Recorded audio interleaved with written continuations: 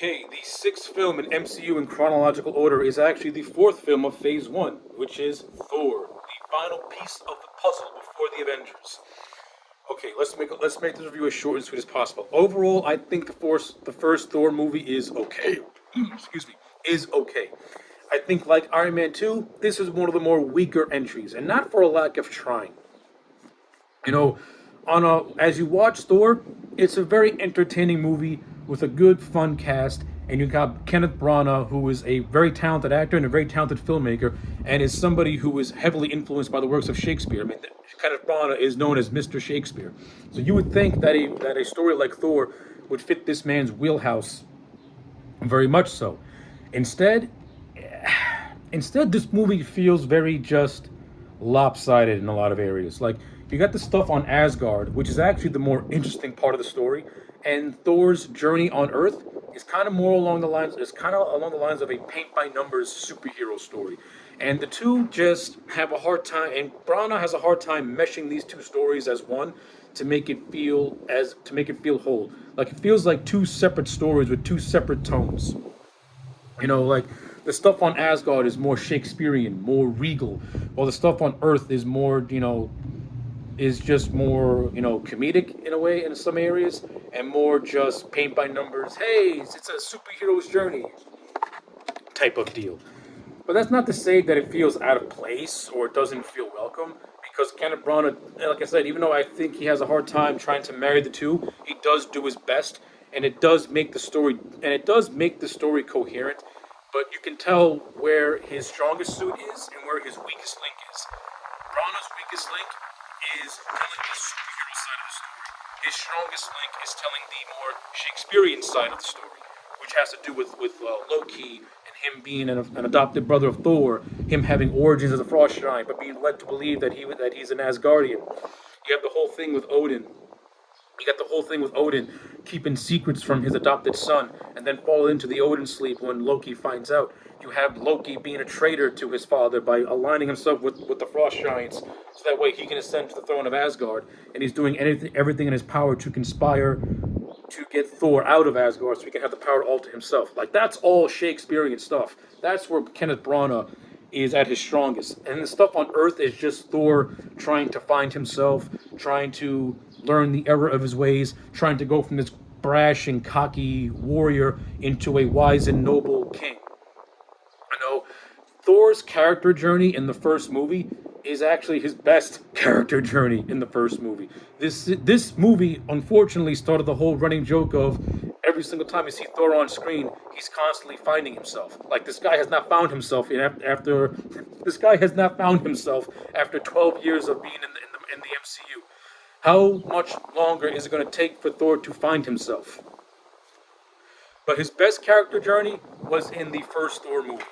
I like Chris Hemsworth as the character of Thor. I think he fits the role really, really well. When Thor is brash and arrogant, Chris Hemsworth exuberates that, especially when Thor and his comrades go to Jotunheim, which is the home of the Frost Giants, and he pretty much instigates a battle between them. That's Thor. That's cocky Thor. That's cocky, arrogant Thor at his absolute finest. Taking everything for granted, taking nothing serious because he has this immense power in this hammer. He feels like he's untouchable. However, what he did was break a truce that was established by Odin and Laufey, King of the Frost Giants. Thor broke that truce, which is what leads to his banishment, because Odin realizes that, hey, listen, my son, he ain't ready to take the throne. He's too brash, he's too arrogant, he makes the wrong decisions.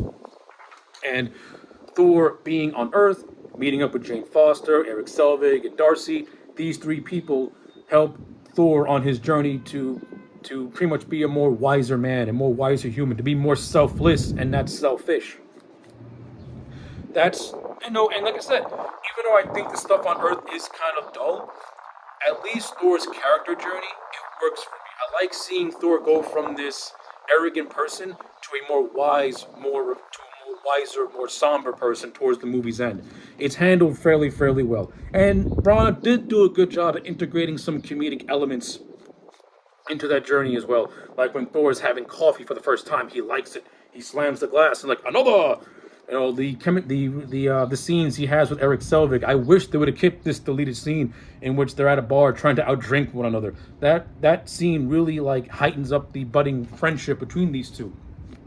I wish they would have kept that in. Instead, the majority of Eric Selvig's scenes is him being very wary of Thor of Thor and what his intentions are. And all the while, Thor has the only intentions Thor has is to get his hammer back and go back home.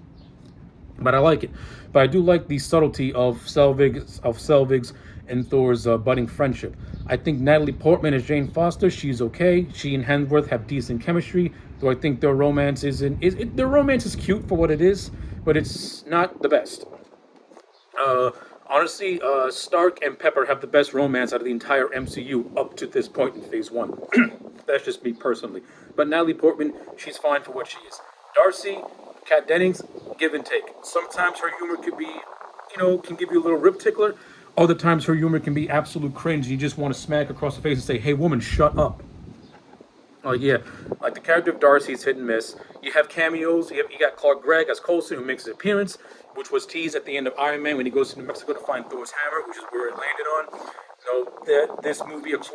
This movie expands upon Coulson's story at the end of the post-credit scene of Iron Man 2. We also get the debut of Clint Barton, Hawkeye, who is a member of S.H.I.E.L.D.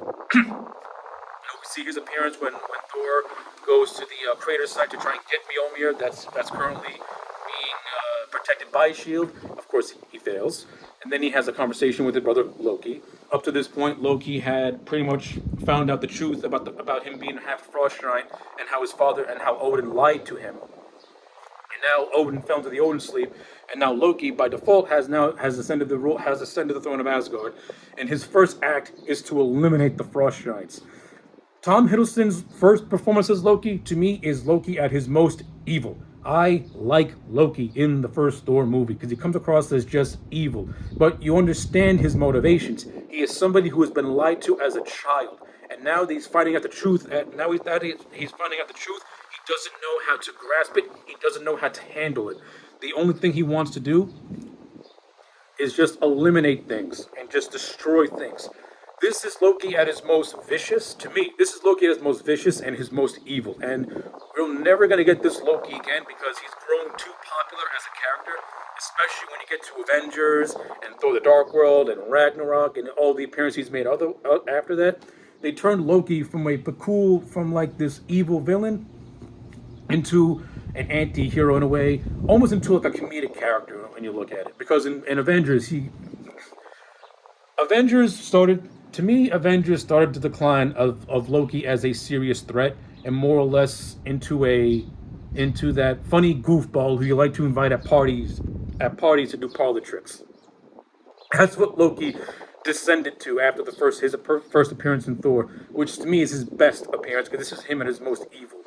But it's evil, but it's not evil in a way where he feels like he's just doing things out of a dastardly nature. He's doing things because he's bent on revenge to the people who has lied to him, and the fact that his whole life up to this point has been nothing more than a lie. So he's more or less lashing out.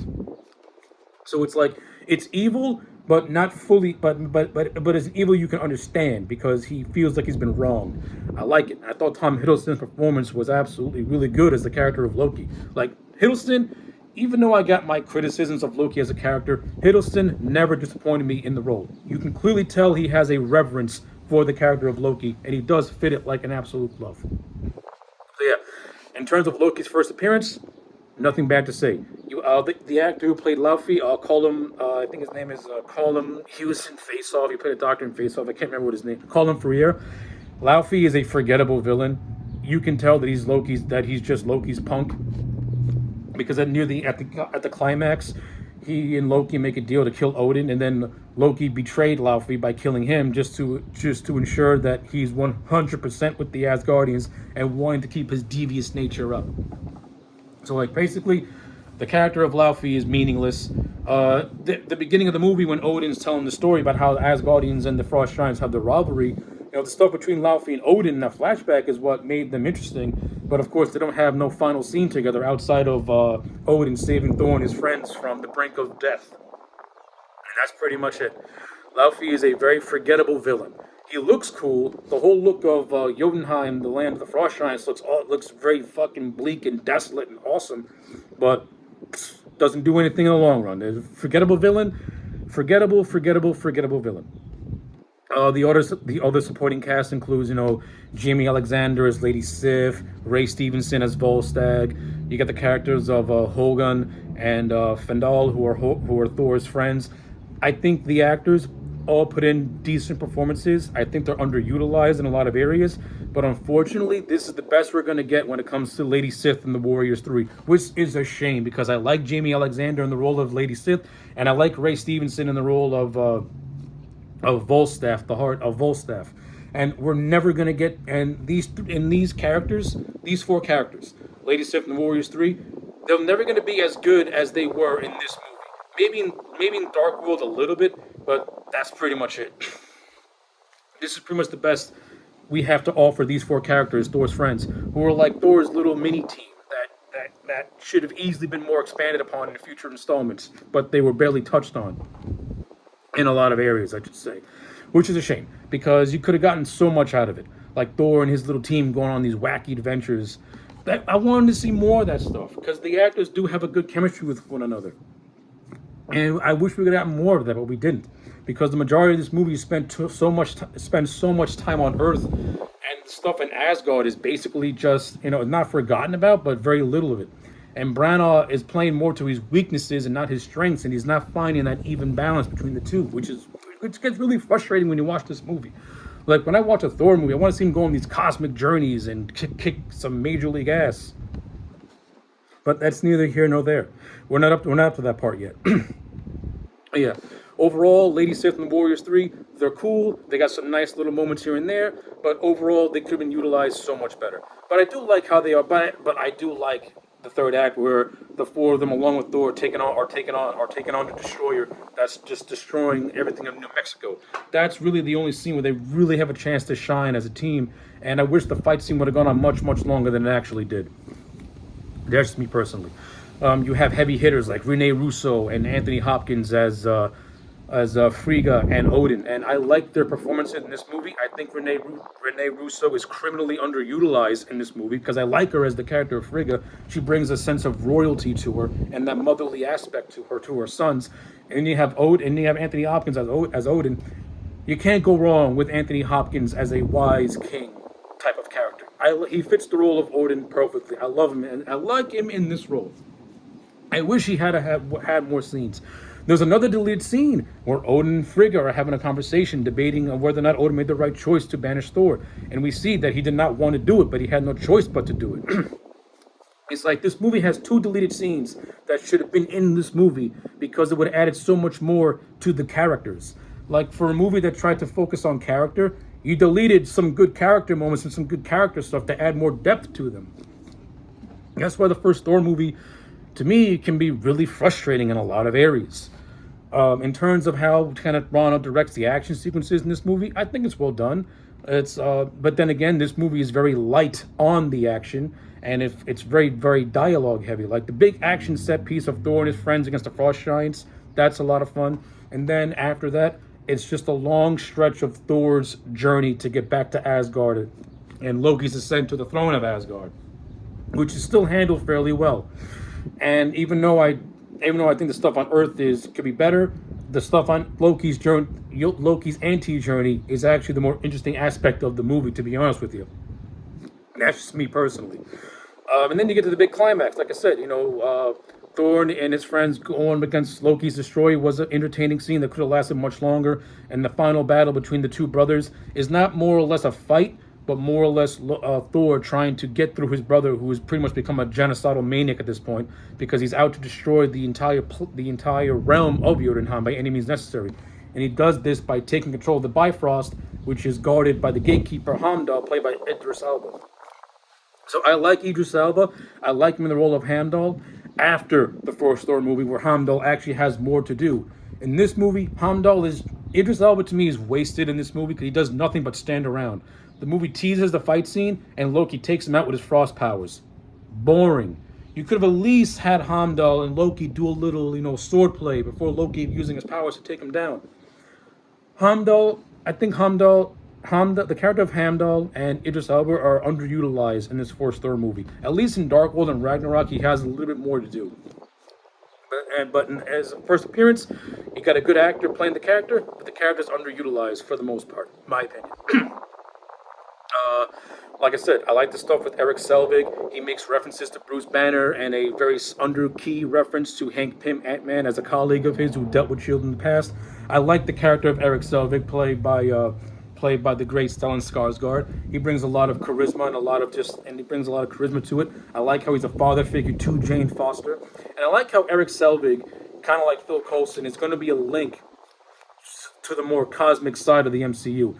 What the first Thor movie did do effectively was combine the science and the magic aspects of the MCU and say that they're really one and the same. And you do this when Thor is explaining the tree of Yggdrasil to Jane, and he says, hey, listen, all the world, the entire world is part of this thing known as a world's tree. It's where science and magic meet.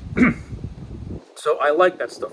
It enhances it. It keeps it more grounded, but it also explains it. But it also explains how the cosmic side of the MCU can peacefully coexist in this universe. So I like that little explanation, that little history lesson Thor gives Jane. That's good stuff. So yeah, like I said, even though I don't think the first Thor movie is really all that fantastic, it still is a decent, solid superhero movie. You know, you got a good action set piece at the beginning, a nice one in the end, and in the third act. The whole middle section is basically the two brothers going on their two separate journeys. Thor on a journey of self-discovery, and Loki on his ascent to the throne. So I like, for the most part, both journeys are handled fairly well, with Loki's being better than Thor's with Loki being better than Thor's. And I do like the post-credit scene where after we think Loki dies by pretty much committing an act of suicide by falling into a wormhole, we discover that he's still alive, and now he has possessed Eric Selvig after Nick Fury shows him the Tesseract. And of course, all this leads in to the very first Avengers movie.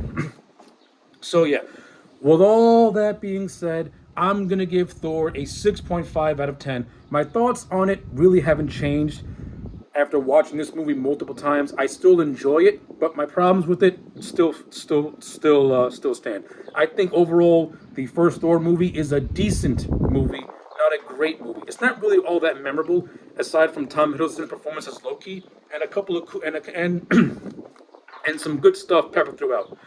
Both journeys are for the most part well written, but as a movie itself, it could have been a little bit more action heavy, and I'd like to see more Asgard as opposed to more Earth. That's just me personally. So yeah, 6.5 out of 10 for Thor. Let me know your thoughts in the comment sections down below. Like the video and subscribe, and I'll check you back next time for more.